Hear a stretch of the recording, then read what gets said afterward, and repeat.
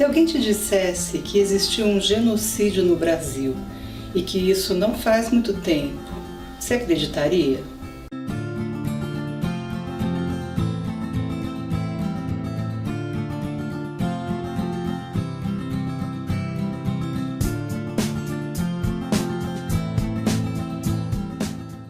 Oi pessoal, aqui é a Cláudia Lopes e esse é mais um vídeo do canal em que eu vou comentar sobre livros que tenham a ver com a nossa perspectiva de discussão, de psicologia, educação e educação inclusiva. Na abertura do vídeo de hoje eu falei um pouco sobre o assunto, que é o fato de no Brasil ter acontecido um genocídio em que mais de 60 mil pessoas morreram em pouco menos de 80 anos.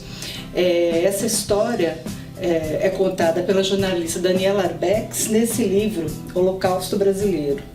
Um livro premiadíssimo e que conta a história do Hospital Colônia, que existiu na cidade de Barbacena, em Minas Gerais. Muitas pessoas não conhecem essa história, então esse livro da Daniela Arbex cumpre uma importante função de divulgar esse horror que aconteceu na história brasileira há tão pouco tempo.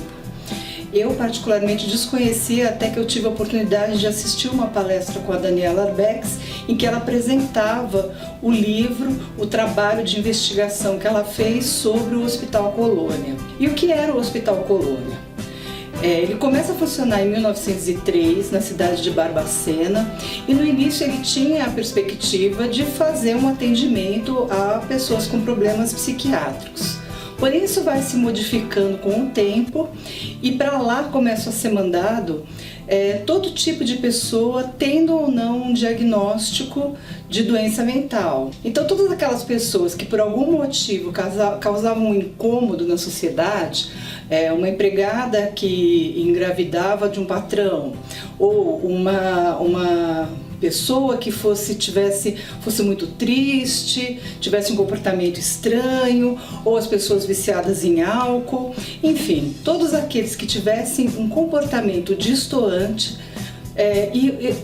teve a prática de serem mandados para lá. Não só de Minas Gerais, mas de todo o Brasil.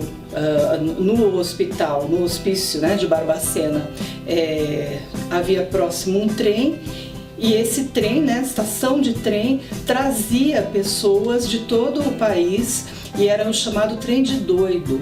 Todo tipo de pessoa poderia ser internada, homens, mulheres e até crianças chegaram a ser internadas nesse local. Não existiam médicos, médico plantonista para atender os pacientes. O fato de existir médico no hospital psiquiátrico é alguma coisa muito recente. Então existiam os cuidadores, as pessoas que faziam a limpeza, muitas tarefas eram até assumidas pelos próprios pacientes, que, como eu disse, muitos deles não tinham qualquer questão psiquiátrica.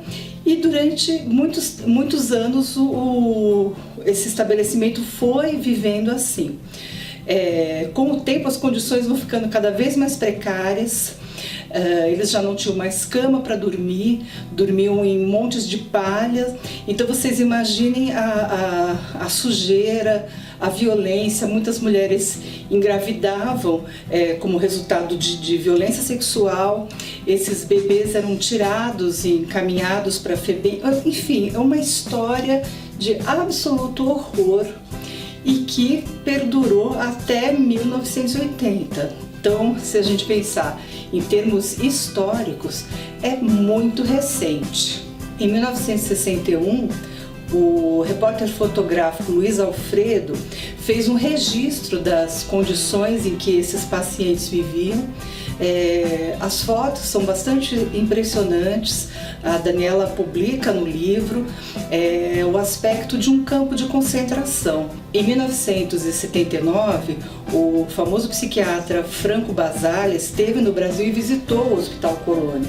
E nas palavras dele, ele diz que esteve num campo de concentração e não imaginava que um horror tão grande pudesse acontecer. Nesse mesmo ano, de 1979, o cineasta Elvésio Raton e o fotógrafo Napoleão Xavier fizeram um documentário mostrando as condições do Hospital Colônia, e isso foi o disparador para o fechamento daquele hospital, naquelas condições. E toda essa história ela é contada pela Daniela Arbex no livro, e também existe um documentário sobre essa história. Eu vou deixar aqui no link de comentários, nos comentários, o link para vocês poderem visitar. É muito interessante no documentário, a Daniela faz uma conta, né, no seu depoimento, que durante essa pesquisa dela, que durou mais de 10 anos, para poder escrever o livro, poder documentar a história, ela se perguntava e perguntava para as pessoas de quem é a culpa por isso. E que as pessoas não sabiam responder, até que alguém, um dos entrevistados dela, diz para ela que a culpa é de todo mundo. E é muito importante essa reflexão, porque a gente não pode dizer que a culpa fosse dos mantenedores do hospital, sem contar com as pessoas que internavam estas outras, que incomodavam, ou as famílias que nunca mais apareciam lá para reclamar as pessoas que tinham internado, ou a conivência dos próprios funcionários que tinham medo por algum motivo de realizar uma denúncia. É importante dizer que essas coisas, não existem culpados únicos sozinhos, mas é uma espécie de um acordo silencioso de uma sociedade que dá oportunidade para que esse tipo de horror aconteça. Uma outra questão importante é o que acontece sob o rótulo de saúde mental, ou sobre a responsabilidade dos especialistas. É como se dentro daquelas paredes nada pudesse ser questionado, porque ele é gerenciado por especialistas, então quem está fora acaba concordando, acaba podendo dormir com a sua consciência supostamente tranquila, em nome de que especialistas estavam no controle dessa situação. E isso é uma outra coisa que a sociedade tem que estar sempre alerta. Esse tema todo, o nome do livro não é um nome casual. Holocausto Brasileiro tem muita similaridade com o que aconteceu no Holocausto, na Segunda Guerra. E então, para terminar esse vídeo, eu escolhi uma frase do filósofo Adorno, que está no seu texto Educação pós-Auschwitz.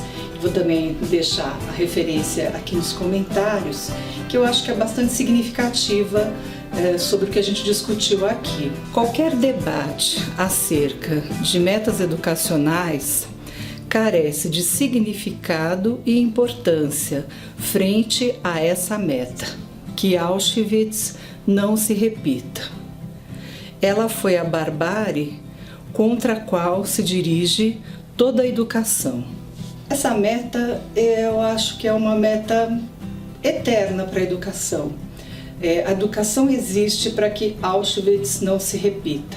A educação existe para que a barbárie não se repita, para que a sociedade humana de fato consiga existir e se concretizar.